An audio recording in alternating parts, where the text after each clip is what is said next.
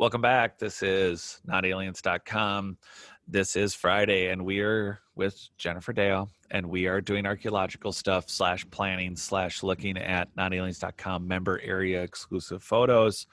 And we are going to start, for everyone out there listening, I know that there's a lot of photos. We could have started anywhere, and random chance says we're starting in the Serapeaum, which most people are super excited about. There's lots of shows on the internet about the Serapeaum, and it is with those large containers.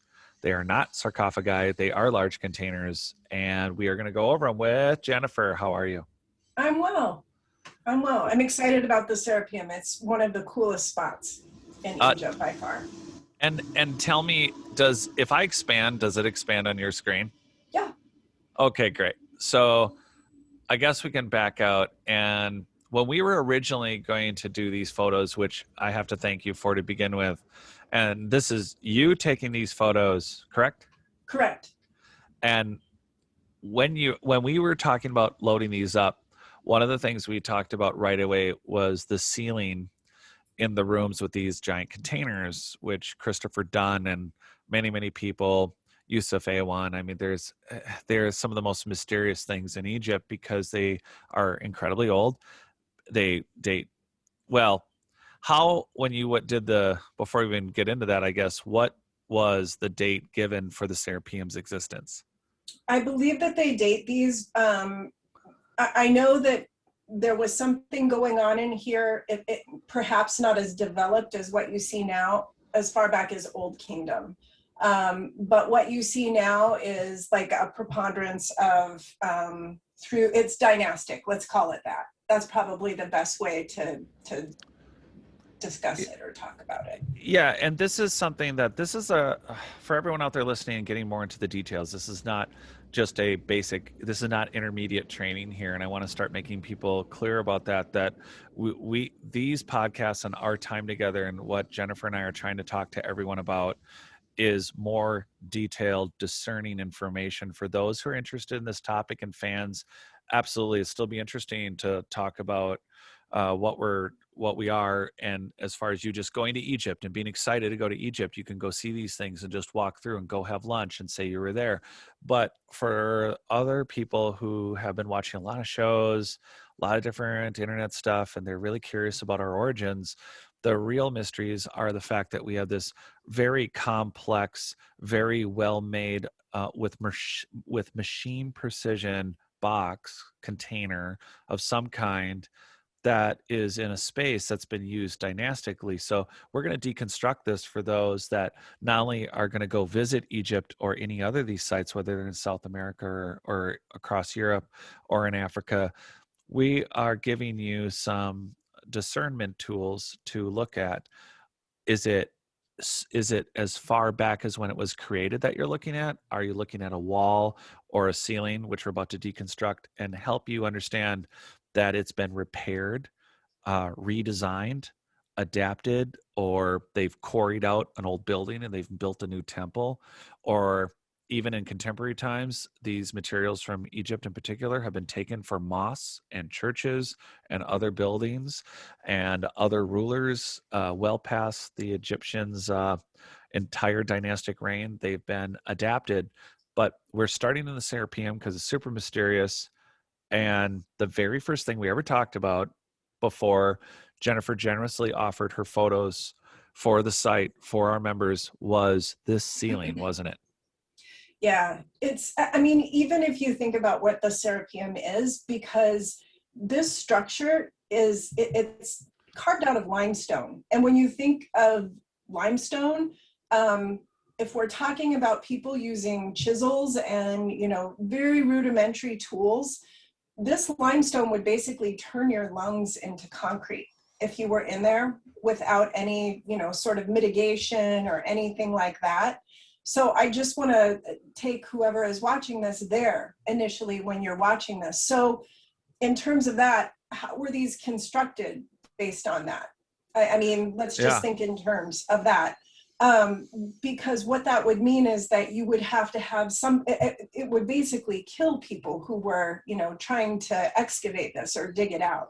So that in and of itself tells me personally that this structure, the Serapeum in its totality, was perhaps not engineered in a way that we might know about.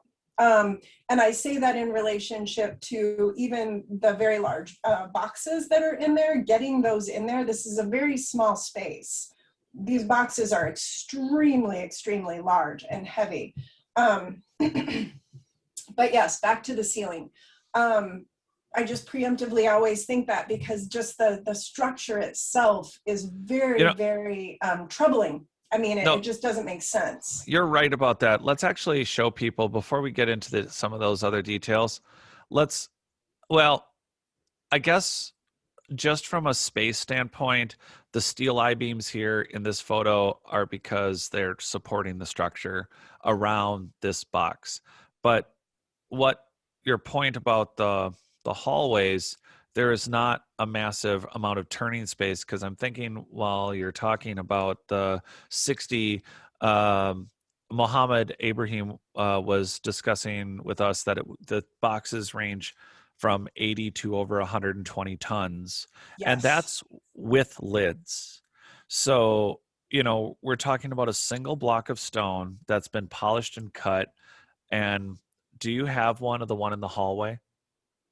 I I think that there's one in there. Yeah, no, No. perhaps. Uh, now that I'm thinking about it, I wanted to show people. Let's just start with the maneuverability. What we're going to do is we're trying to backtrack, and what Jennifer's starting with isn't that it down there in the Yeah, hall? No. Oh, no, that's in that's a not it. no. He's actually walking by it. As you see to his left shoulder, he's walking past one that is actually slightly in a hallway that they stopped building on, or they, turned back or decided not to do it. Right by his left shoulder, he's actually walking by it, and they just left it there in that Oh, you're hallway. right. Yep, it's right there. The man in the gray shirt. So Yeah. it's just sat down, and some of the theories. So we starting high level view where it's the structure that these containers are in. It's the depth that they're at, which is, by the way, what they're 90 meters or 80 Yes. meters. So this is not. Do you go down a staircase to get into this, or do you go down a You ladder? do. You go down a staircase. There are, excuse me, there are some Coptic, um, Possibly uh, similar. Freudian slip there. There are some Coptic reliefs on the walls, kind of basically memories to people who had passed, essentially, and they're just depictions. Then they had been chiseled off. There's all manner of that. Then you walk down, I believe it's 2 staircases to get down into here. So this is and again, it was discovered by accident. We have, again, it's not just, there are 28 boxes you can see, correct? Correct. And it was presumed that they were Apis bulls were buried in these, Yeah. which are very, very large creatures.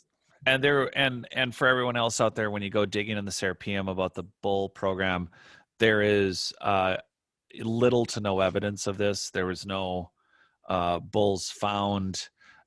There was even a story, an early story about there was, when they blew the one unopened box open, that they had to get a bull mummy out of it, and that was never found in the Egyptian museums in Cairo. There was no No, bull ever found, and the only thing that related to the bull wasn't really in the Serapeum at all. It was just above ground, 90 meters above ground, and over somewhere. I think there was a reference to, well, it's near this bull thing.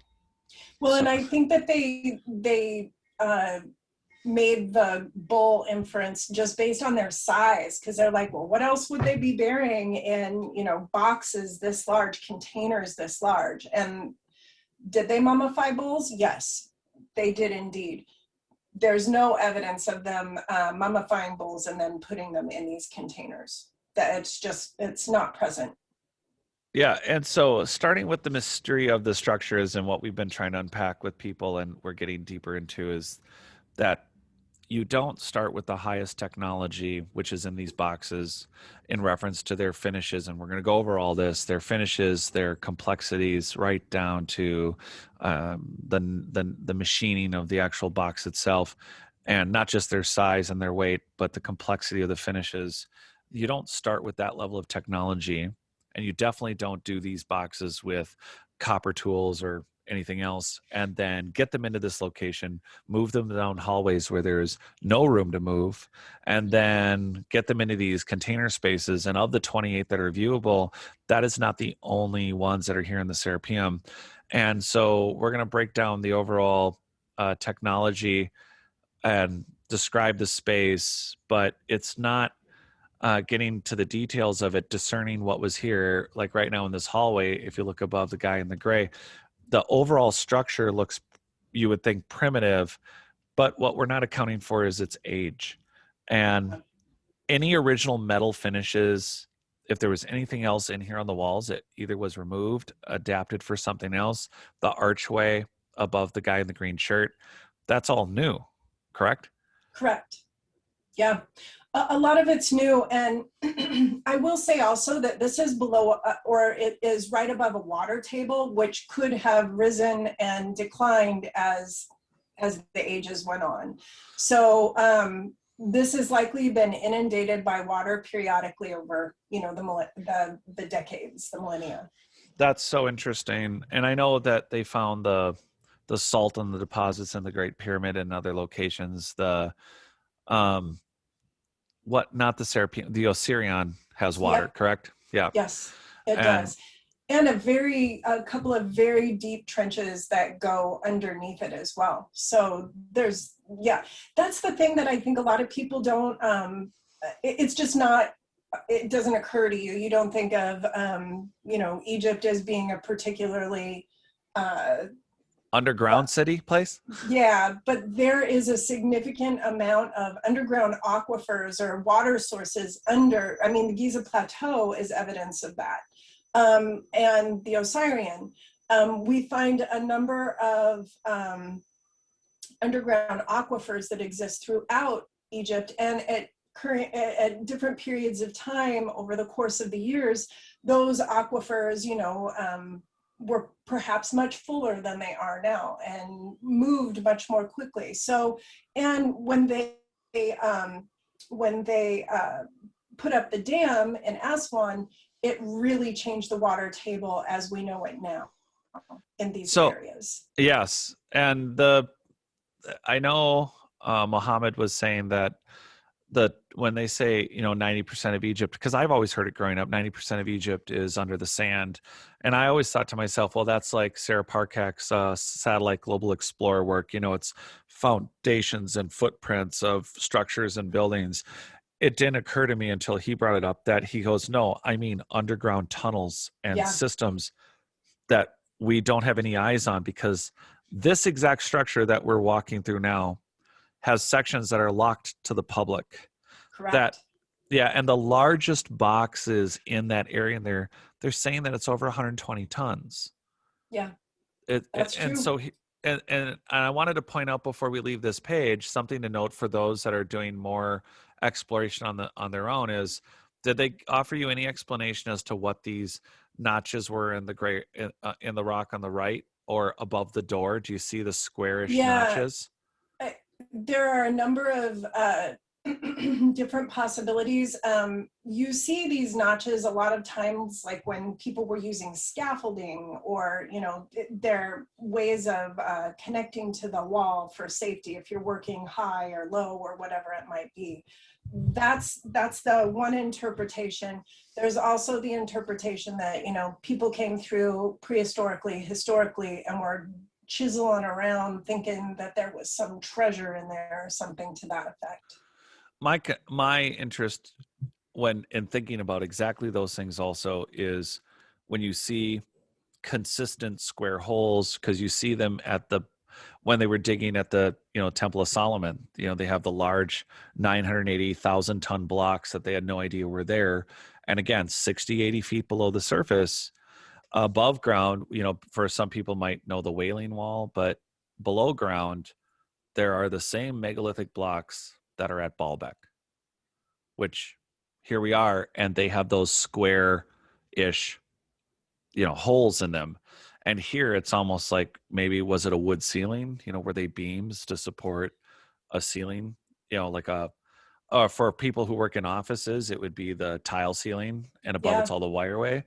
Um, we have to consider and I'm only saying this for those that want to, it's not accept, it's we're under the consideration of a highly advanced ancient human society, pre-dynastic, which, if we listen to Solon the Greek, said that the dynastic Egyptians showed him a king's list that went back 36,000 years.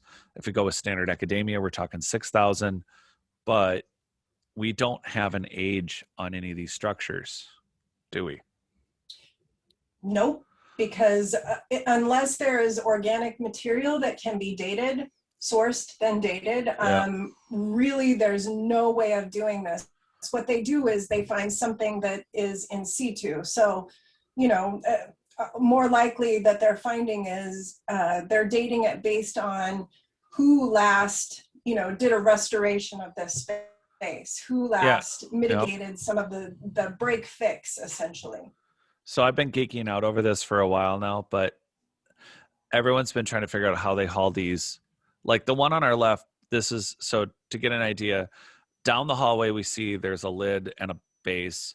The lids themselves were 20 plus tons, depending on the container.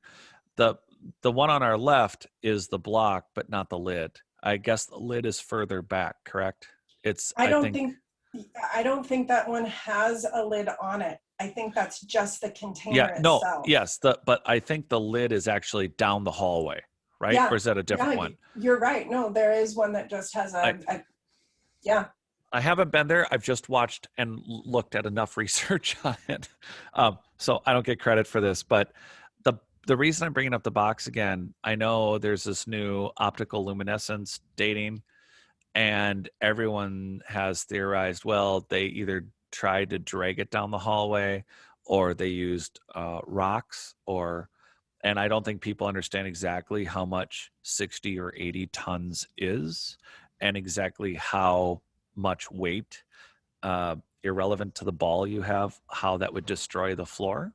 But I'm now under the great geek out. One of the simple things we could do to test would be to actually jack this box up and get OSL dating from underneath that has not seen the light of day, I think, in all dynastic times and period.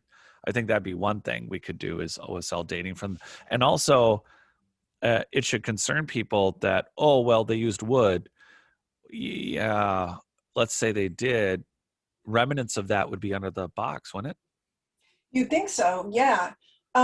I have my own theory about how they did this, and I traveled to Egypt with Muhammad, so I should preemptively say that Muhammad Ibrahim, who Jared is talking about, who he spoke with not too long ago. Yeah. I actually based it on, I did a little research to figure out where the water table would have been about 12 to 15,000 years ago, and it would have been much higher than it is currently. I think that they inundated this with water. Now, again, I don't know how they were breathing as they were doing this, but I think that they chiseled out this space when it was full of water. There's just no possible way you could work in a tight, small space, chiseling out or working this stone without filling your lungs with limestone concretion. So I'm of the belief that if they were working or moving anything in this space, they were somehow utilizing the water table to do so. Now, do I have a way of proving that? No. But the water is an interesting way of thinking about it. I told Muhammad this, and he was like, I've never thought of water as, how they move these things around in here. Just a little food for thought. No, it's super interesting. The question then is, and this is where, with the breadth of technology that we're trying to, the weathering within this hallway can't really explain it. We can't really speculate. Now the box, do you know what the box specifically is made out of on the left? Well, interesting that you should say that. It is, some of them are different. So they have the rose, Yep. the rose quartz, the granite that's throughout this space, but they also have some of these that are made of gneiss, Gneiss, which is that really hard black volcanic rock. So it's not all the same. They're not all the same. There you go, that one right there. And I took a picture of this one specifically because this is one of the hardest stones that there are. You'll see it has the bubbling on the sides, almost as if it was superheated into like a concrete or something, and then you see the little divots taken off. This in and of itself, just cutting this at the level in which they did is amazing. But you see that little blip on the side as if it, like, you know, it was superheated or something, and that little area, it's completely smooth and it undulates almost in an organic way, whereas you see the rest of it has these very angular machine cut cuts. Almost What as if it was like put through a superheating process. That's the best way I can describe how this stone looked like it was affected. See, this is where I like to backtrack on the technology. So when we try to look at this in our, and it's not that, you know, everybody got told we were all in loincloths and this is the most advanced we've ever been, but the evidence in the ground, just tabling the evidence and the facts that we find that we've all been talking about now on all these different shows. But one of the things that I think Jennifer and I are trying to explain to everyone now is the technology in the box itself means that there is, well, you know, when you're dealing with some of the hardest stones on earth, copper, sand, you know, diamond, they weren't using diamond technology. That this is known by Egyptologists. So either they're wrong on that, you could accept that they're using diamond pads, which have never been found, nothing like that. But we have a copper tooled society creating not just a smooth surface, but it's basically based on Christopher Dunn's work and some other observations, perfectly flat. It's not like they used a hand buffer and got it just shiny. This is a machine quality surface with variances of nothing over the entire surface, basically. And I also want to say, you know, in situations like this where you see structures and then these really involved containers inside, you would expect to see a lot of debris or debitage. You know what I mean? From Yes. constructing this building, from building these containers that are in this building. We don't see that. No. And that's completely missing. You'd also expect to see a number of tools that, you know, you have a copper tool, you beat it down to, you know, next to a nub or nothing. Yep. You'd expect to see those little nubs all over the place. And we just don't see that. Not only that, I know that there's evidences in the floors around these that they've built the floors up that clearly the dynastic Egyptians found this area. They made it into something important and possibly reused it as a tomb. But you can tell because there's tile floors, right? There's like a travertine tile that they went up to these boxes, but they're clearly not original. They're not an original floor. And they also added wall and plastering and then they etched on some of these containers. It's clearly not the same. So here's the deal. We know that water is a way to float things. And I know we just interviewed about the whole idea of maybe they floated all the blocks up on the pyramid. The problem that I have with the water, I do think that this society knew how to use water in many ways that we do not understand water. So I'm talking about the advanced culture. And I say advanced because this is one of the hardest stones. The dynastic Egyptians could not have built this. They found it.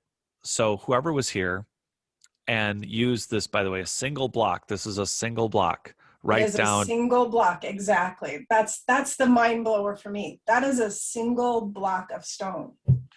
And this is why then that if they're going to build something with such a fine finish, the sciences involved to create the buffing. There are some really great stonemasons today.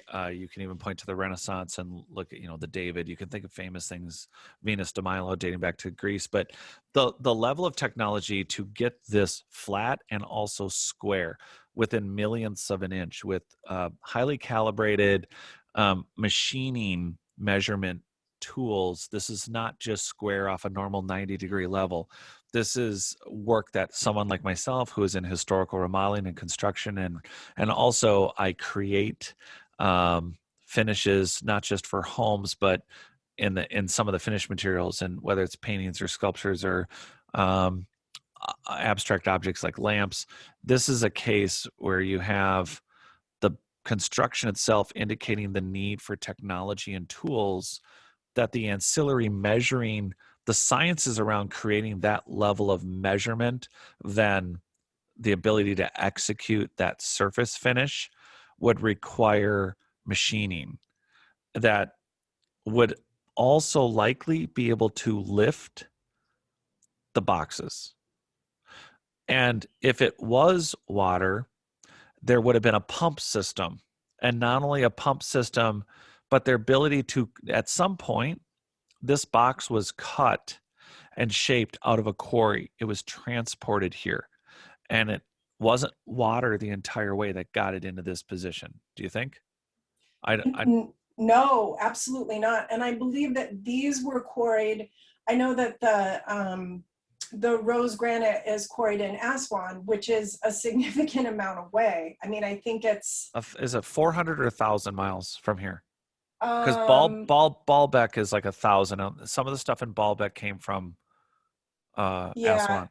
the Aswan quarry I think it's like 280 miles from this site, something like that.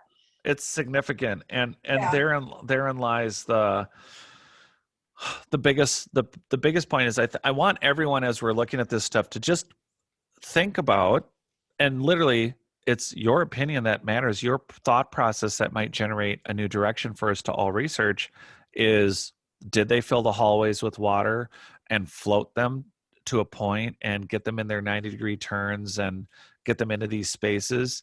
We know Victor Schauberger, the naturalist, created log flumes that literally, based on a tenth of a degree, changed whether or not logs that were heavier than the flume water allowed those logs to float and move down the flumes.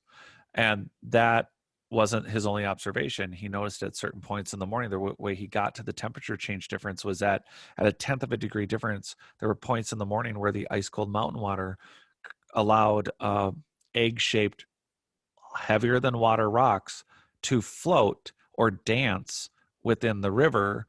And this was observable, and this is in 1900. I mean, this is a little bit of quantum mechanics. It's a little bit of being a naturalist. But if you had a 60-ton box, you've seen a 60-ton ship. There's no reason you couldn't hydraulically lift or move it, but it doesn't explain the technology that was used to cut the box, Yeah. move the box, and to the location, or multiple different ways to move it over hills, valleys, rivers, rocks, whatever, to get it here. And then the level of finish, because it was noticed, I think, so you were with Muhammad, and I'm assuming he pointed out that it appears that the box has an epoxy on it, correct? Yeah, and I think that that's probably, so all of these have a beautiful sheen to them, as if they have them buffed out. And I think you mentioned that.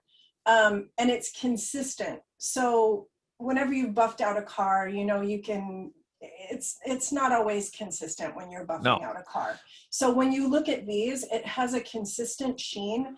And even when, the dynastic folks came in and they started chiseling on these and leaving hieroglyphs, that you would think that maybe that epoxy would like chisel off or fracture off or something like that. It doesn't do that. So it tells me that it's actually in the stone. The stone itself has been modified and buffed out. Even when you look at these and do you see the top of that, the lid? It doesn't fracture or break off how we would think that stone should fracture or break off. And I think that that's exactly the epoxy part of it, it's fractured or broken in a different way than that stone would actually cleave if it were in nature, and not Yeah. having had that buff put on it. And I know that from one of the videos, like the one that Christopher Dunn measured, you could see the epoxy had dripped under the lid, but it wasn't wiped correctly. So it Mm-hmm. wasn't a matter of just heating or just changing the composition of the, which, by the way, again, add up the different technologies. You had something to heat. First off, it's not just polished like a buffer for a car, because that's an orbital, Yeah. and that means that you're going to vary. And you'll, even for someone who's an expert, in Christopher Dunn's case, he was an engineer. I worked at Hoffman Engineering. I know the process to make flat and large containers this big, except just out of metal. And when you weld them together, they're buffed and ground.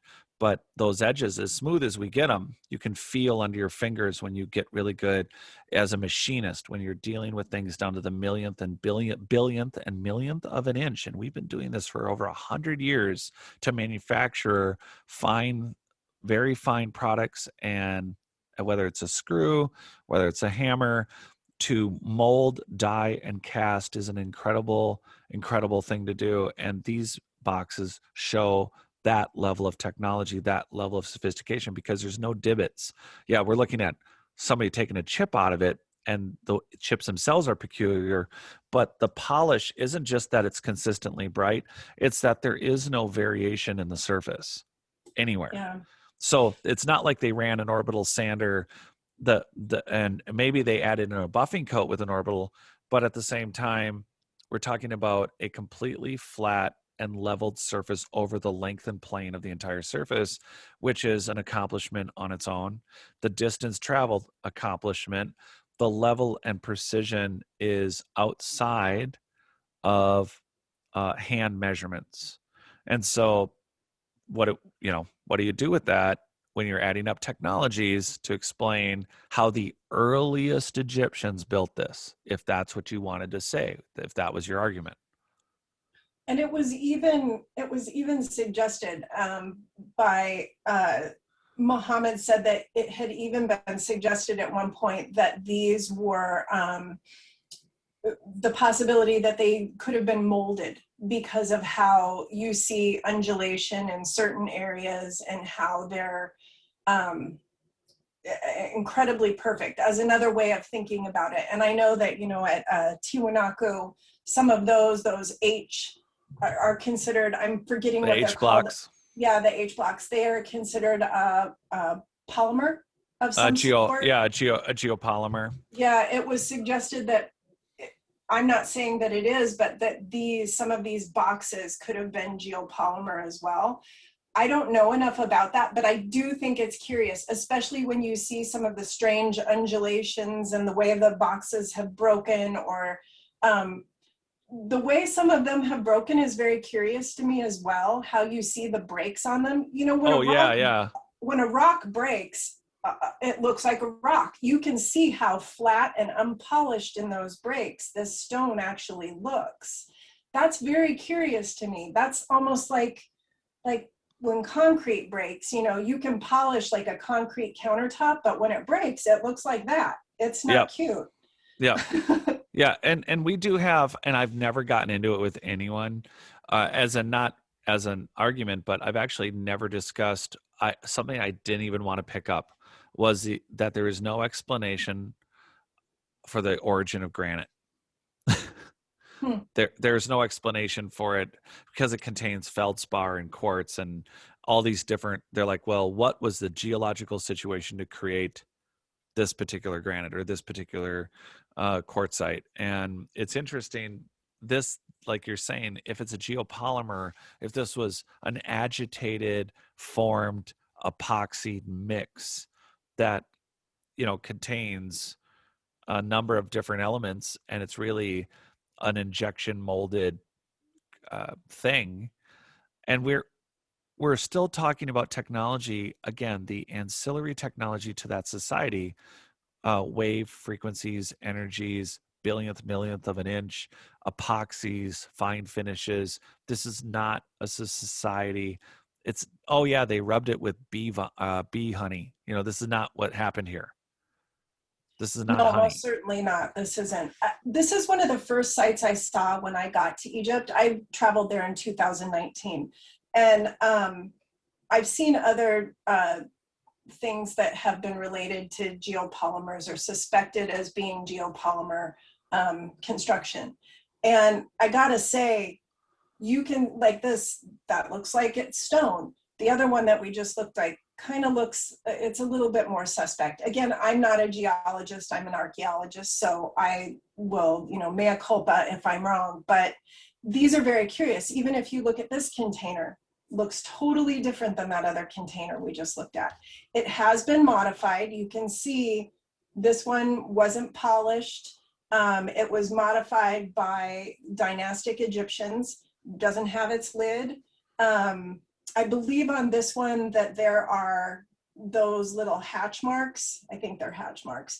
You can see them. I believe that they're all around. I think that's what Muhammad said. This looks a lot different than what we just looked at. I It mean, a does. lot different.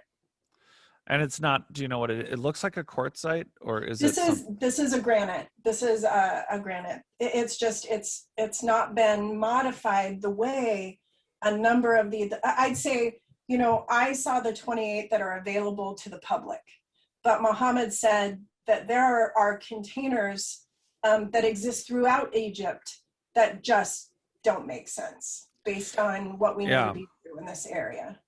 Well, and what's also interesting for the Serapeum is the news that not only, so the largest container is beyond a locked door, but what also Muhammad pointed out that that's not the only, when you get beyond that locked door, there's a section that is literally at least, from what was described, at least a couple city blocks long, Yeah. and it's not well lit. But again, there's more containers. But what's curious again is the ones that appear to be from the most ancient advanced society that built them, because it takes a tremendous amount of engineering to produce the last box we were looking at. And or if some of these boxes, some of these unfinished boxes are theirs also. But in the other area, he said that that's not the only location that those tunnels stop at. That's not just about 12 or 15 more boxes, that it continues, but the areas have not been explored and that there's collapsing. Yeah. So it's a large complex. It's a very large complex. I mean, even the step pyramid that they're now allowing people to go down into is a labyrinth underneath, and they actually believe that there's a possibility that these connect. So you've got Saqqara, and I believe that this is very near that. It's not that far away. Yeah. So in relationship to that, yeah, I mean, that makes sense, doesn't it? Why It wouldn't it that all be connected? it does, and I know that we've been talking more and more about this, but for everybody out there, I'm not leaning on the Younger Dryas being the one that destroyed the society that built these boxes, that built polygonal masonry, that built Sardinia or Malta or anywhere around the world that you have polygonal construction. I think that society actually truly does. I think portions of it survive. So the idea, the Atlantean story, the idea that there was a advanced human society in a single location may have made up the last time any of the land survivors saw an advanced society, and that's the coin for it. But I think it was the disaster 55-ish, 60,000 years ago. Granted, there seems to have been a massive disaster in that 41 to 44,000 year range. So it's either prior to that, during that, that again, however bad it was, if you're building megalithically, you're living through disastrous times. Why would you not be safely under the ground? There are, I'm very curious about the Andes also, and the rock cut again through these very strong and harsh stones, very well cut tunneling systems through the mountains in the Andes. And they're like, oh yeah, the Aztecs did that. And it's like they basically had a plastic spoon. They did not cut these. I And mean, the Inca have on numerous occasions said, we didn't do this. I mean, we know right now that there are tunnel systems that exist under Cusco, Peru. We know that that's true. No one's really having access to those areas. Do those go into the mountainsides? Right. Most And likely. well, when you have Eric Von Daniken directly telling me, Jared, at the bottom of some of these Nazca lines where it bowls into a bowl, like a runoff, he goes, there's draining systems right there. There is a drain. And I said, what do you mean a drain? He goes, a drain, as in a pipe system that then runs the water off. And I said, well, where did the drains go to? And he goes, more importantly, where did they come from? And he said that they've traced some of those drains that they do go into the Andes. And I know from the very first season of one of those shows, there was a farmer, open fields in the mountains, that he's tilling up and pulling up very decently advanced plumbing, piping, but they're basically made out of stone. And who is building that? It's not these contemporary cultures. So who's cutting rock cut passageways and continuing to manage the earth in an underground setting? Why be underground unless the surface, the only point I'm making, whether it's the Younger Dryas, whether it's another catastrophic volcanic event of any period, gosh knows, take Krakatoa, or is it a large solar flare, really uninhabitable mini ice ages in prior times that made the surface very unreasonable to collectively live on it, but miles and miles and miles that could hold tens of millions of people all underground.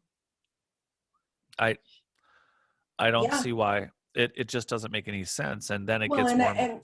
and they're not, I mean, to your point, I mean, they're not just their watering catchments, and we're talking, you know, airways and ways of mitigating so that fresh air is coming out in Yep. and out, and that there's an exchange. I mean, there's a lot of engineering that goes into it.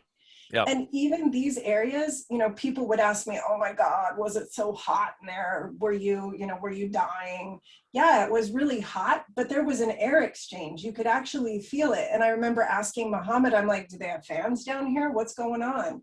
And he's like, no, it's just the natural air exchange. That's one of those things that we really take for granted. But if you've got, you know, an Yep. aquifer underneath you, and, you know, uh, a way of creating an air exchange, you're actually creating a cooling system through the space that you're in with water, you know, that whole idea of that.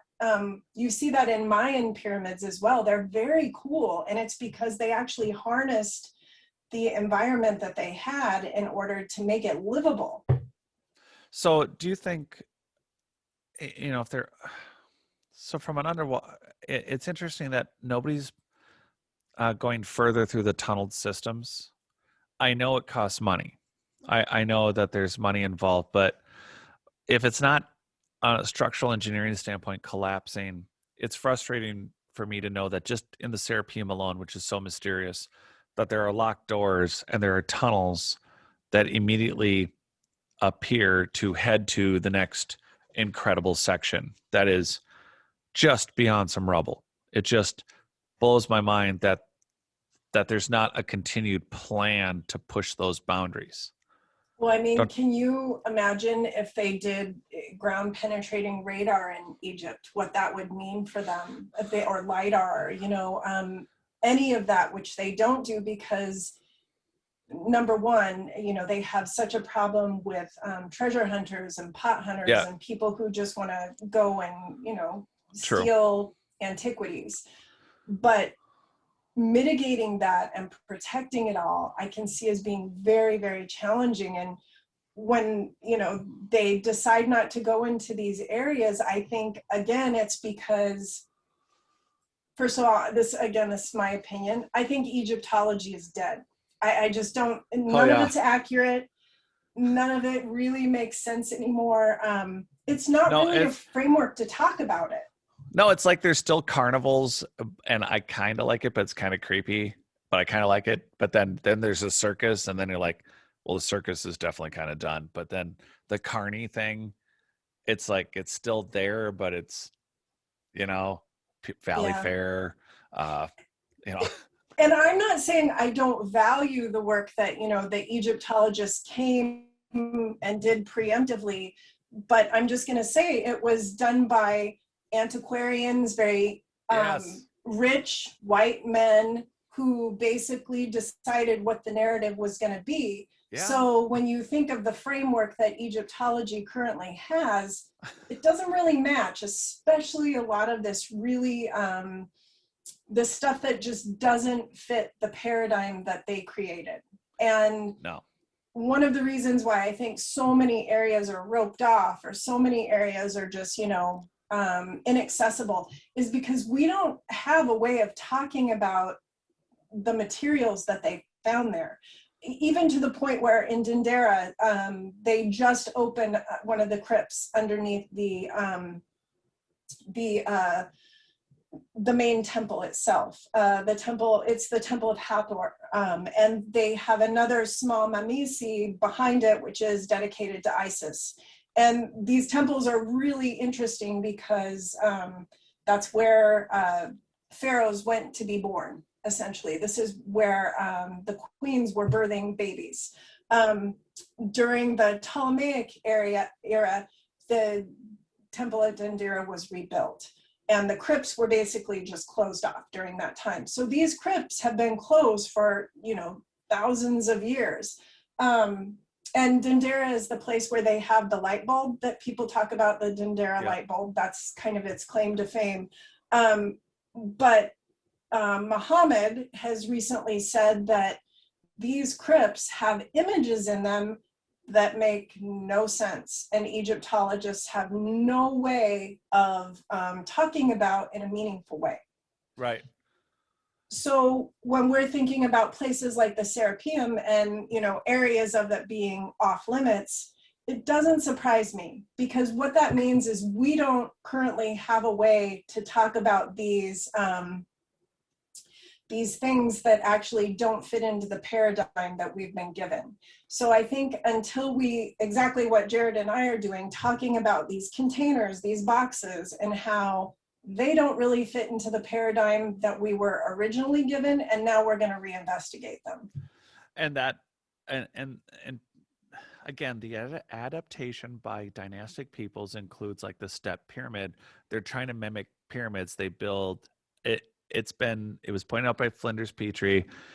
The step pyramid, it looks exactly like two different engineers, two different complete companies were involved, because you said the Serapeum was connected possibly to the underground structure over there, which has a very mysterious and interesting interior that even Flinders Petrie talked about the dynastic burial that was in the step pyramid.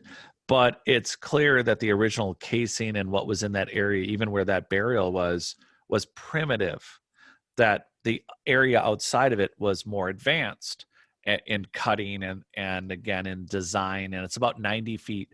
It's a room that's about 90 feet tall, correct? Correct. And down in the very center of it is a container, just like we're talking about right now. Right. It's And bigger though. It's much larger than these. yeah. So yet again, it shows that we have apparently people who don't have the same sets of plans, and they're building 80 or they're building one of those, maybe it is one of those 120 140 ton containers, and then you build mud brick on it. It's, again, they found a structure that was half destroyed. They took a shot at building their own pyramid, and voila, you have dynastic pyramid construction. And not that it wasn't a monumental achievement to stack that much stone, but it's not the level of technology used to build, transport, polish, and even if it is hydroponics to lift and move the boxes themselves. What we're learning about water, and I brought up Victor Schauberger and the idea of, and then we're not touching on conscious water, going down any of that esoteric stuff right now, but the idea that water has really weird personalities, something that's known even to hockey rinks for hockey fans, is that if you start with water that's slightly warmer, did you know that the water freezes harder than if you start with cold water? How is that a thing? People think that water is cold, hot, frozen, snowy. icy, rainy. Well, I They think mean, that's, even linguistically, think about all the words that indigenous groups living, in the north have for snow, all of the yeah. different snow based on its water content or what Oh, type of water it is. we practically have them here for the streets of Minnesota. But yeah, Exactly. we need it. We have at least 300 terms. We can compete with indigenous northerners too. But yeah, no, yeah, there's just not anyway, I'm just calling attention for people as they imagine. It's not that somebody could go out and go, well, I just need a knife or a saw or I'm going to cut a piece this big. I need something to plop it over onto rollers, and then I'm going to get it and turn it and put it in, and then I just need to come up with a natural polish. This is not essential oils. This is not some sort of two-part epoxy. The technology to build and move these things, and again, the I keep stressing the millionth and billionth level of smoothness and what they did to build it is incredibly significant. That's not just a hand buffer and somebody touching it with their hand and then buffing a little more and touching with their hand. This is machining that has to be done to get this kind of precision.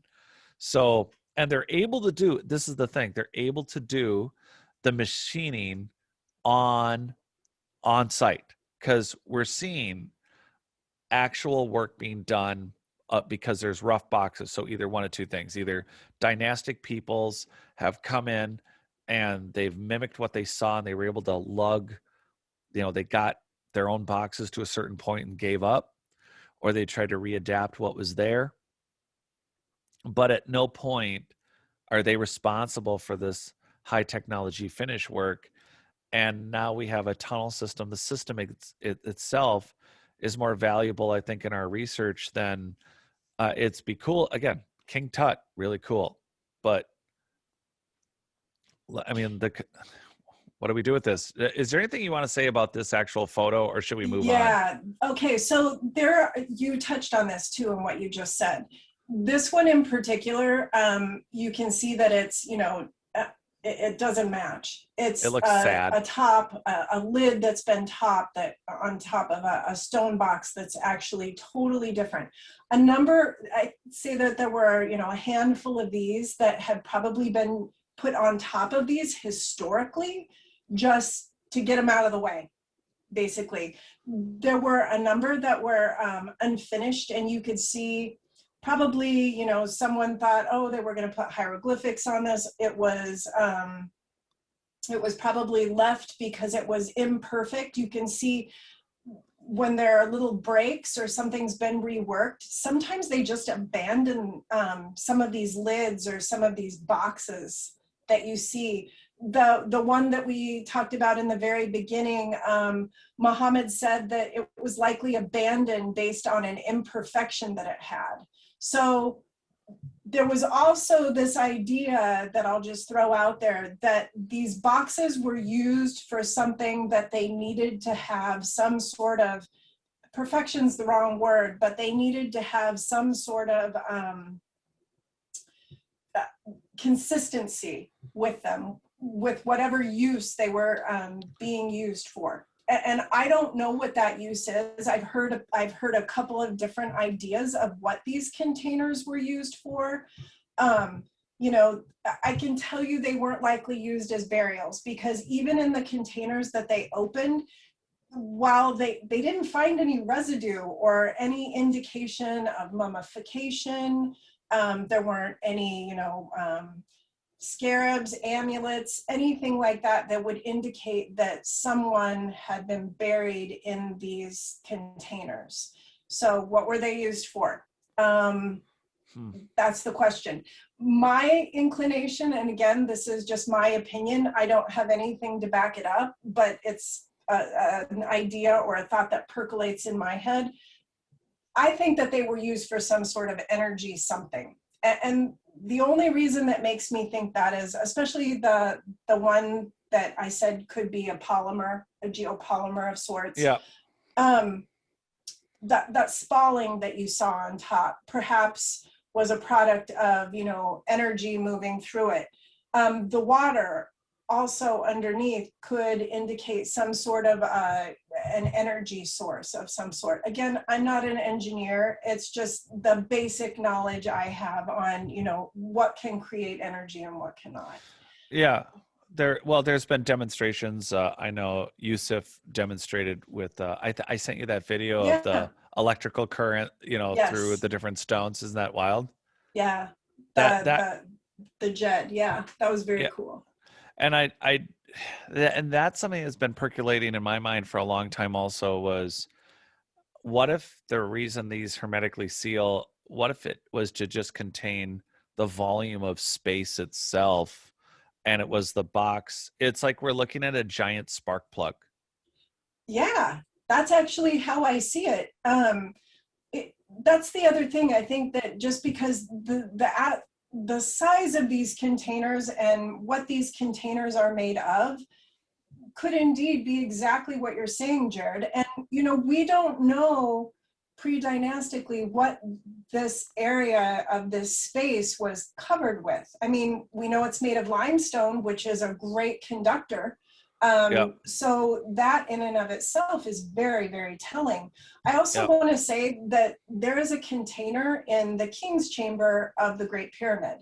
It's extremely fragmented and broken, and it is a rose quartz, rose granite container. It doesn't have a lid any longer. It looks like it's been blown up or something. It's very curious to me. I I just was remember seeing it and thinking, what is this doing here? Well, let me ask you about that. Was it true? I think I was reading in Flinders Petrie's last account. Was there a lining within that? Was it double lined with another stone, the Um, Great Pyramid? Or am I totally Inside mistaken? the Great Pyramid, The was that it? container that was blown, that container that was, did it have a secondary? I thought he mentioned that in another explorer's prior visit said that there was a secondary lining in it, I almost don't like that. When I was there, I didn't see a secondary lining, but it doesn't mean that it wasn't taken out. That particular container is in very poor condition, to the point where it's like it just looks very degraded. The interior of the Great Pyramid has that rose quartz throughout it, Yeah. but the pyramid is not made of. You see those blocks all over, and then in the very bottom of the pyramid there is like a ton of rose quartz that's just in disarray. It doesn't make a lot of sense. It's been cleared out a few times. Yeah. Um, just for point of reference, is this just outside of that container? And we're looking Yeah. at the hallway, and to the left and to the right. I also Yep. found it interesting that all the container spaces are offset. There's never a container across from another container, correct? No, they're all, none of them are across from each other. Exactly. And I think that indicates more of like, again, if you were having, uh, unaligned cylinders on some sort of an engine, on some sort of a spark plug system, it seems to be, again, we assume that it's for people. We are not thinking large scale geoplanetary machine, wave frequency energy equipment, which would use the rock around it, the the resonating frequencies of whatever these things would be, because we're assuming the placement in the hallway is was a mistake. I mean, what if it was like, again, what if they were intended to be in the hallway? Well, and the different stone types, right? You get different charge from different stones, Right. which I think is interesting as well. I think that that's definitely something to take into consideration. Well, this is our last photo in the series, so I'm going to back it up because I did want to get just, and again, it's hard when you go to visit these things. You see upkeep, you see things done in order for you to come in as a tourist, but we're not seeing the finished hallways, we're not seeing the old floors, and even if we did, we'd be looking at a floor that the dynastic Egyptians created, and not probably a floor of the actual prior society. So this one is really rough. Was this one an This original? this is the guy that got blown up, I This is think, the in one the that they night. drilled in and blew the side off. Yeah, yeah, Yeah. this is the one that happened to. And I think when they, they blasted it, they expected to find, an Apis bull in there. And then when they found nothing, they were shocked. Well, what's also interesting is that was when you could they had there was just a window where archaeology could have been done quickly, and now look, they could just let's just take dynamite. What do you need Florida. for yeah, just go to the store and pick up some dynamite, say. And then so here we are right back there. So I noticed I've been wanting to ask you why is there a hole in the floor in this hallway? So what it does is it takes you down to the dynastic floor bottom. So this is all built up, and you're not plumb with any of the boxes. The floor is actually probably 2 feet down from where you actually are. It's rubble and dirt at this point in time. It's not anything interesting, but that's what that is. I'm not sure why they built the floor up per se. Just, I don't know why we wouldn't have just been able to walk on it, but maybe that's more of a preservation. That's what I'm chalking it up to. Preserve the rock and the dirt. Yeah. So should we start here or move to another part of the ceiling? Yeah, start here. Okay, so do we start with the hieroglyphs or the ceiling itself and the structure? Because it looks like there's like it looks like the slabs come together and they're like off. They are off, and I think that that's a product of settling. You can see that the dynastics put in like a nice little limestone paste that they basically went over and put hieroglyphs over. So original, just rock cut on the left, and then on the right and the back is all plaster. Yeah, the reason I thought that this was interesting because if you look at that black line that goes down that side, it's actually a cut that exists in the ceiling, like You're a kidding. perfect straight line cut. No. And wow. Yeah, it looks like a saw cut that went through there. I was really interested in this where the original parts of the ceiling and the walls existed, where I could see that they existed. I mean, this has obviously been, repaired. You can see a historic repair even above the dynastic hieroglyphs. Right there. But there were some curious cuts that I could see in the ceilings that I took note of. Because there are weird, and it's pointed out in lots of shows, but there are weird, straight machine rock cuts all over Egypt that you saw while you were there, right? Yeah.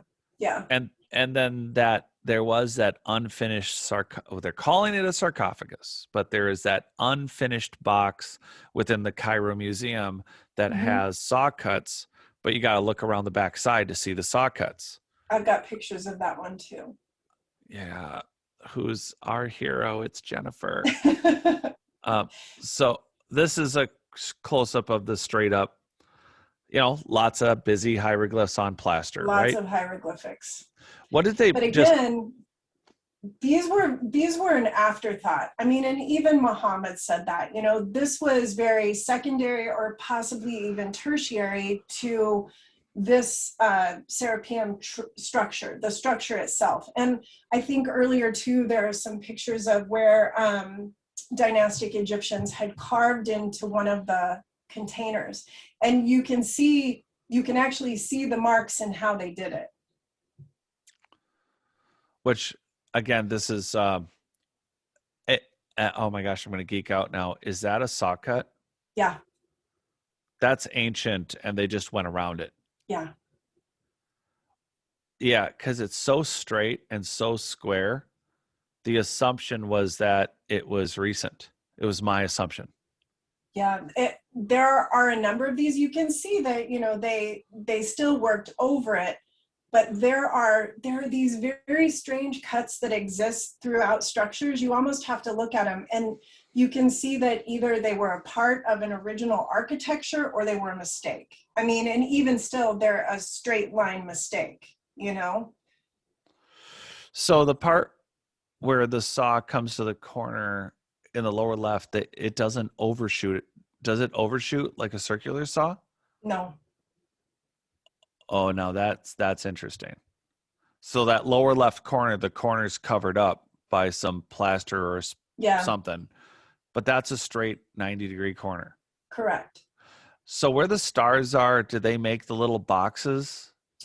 I couldn't really tell. I want to say that they didn't, and that was a pre-existing grid that existed. I don't know if that's true, but just what from my eye when I took this picture, I'm like, that doesn't really line up with the sky design that they No, had the stars go shown. right. No, the stars go right over it. It's like they went over Exactly. it. So I'm pretty sure it was pre-existing, and the Oh, cut was that's cool. pre-existing as well. I got to tell you, that looks exactly like every single time I've been in a 100-year-old house and I've taken out people's 4 by 4 inch bathroom squares. That's the pattern that's left. Nasty, moldy, Yep. glue, whatever was holding up those. Because so many people did not use mortar like they should have. Some people used glue. Some people, they were snap togethers and they used caulk. Um, you would not believe the ways they were held up. And then depending on if moisture was behind them. But this pattern is very similar to when you pull down. I know that these might not be 4 by 4 inches, but when you pull down a square pattern tile, you would see this kind of left embedded uh, image of the tile from the mortar. Yep. And that here we are looking at likely the same stuff. And I wonder how deep that cut is or how consistent that line is.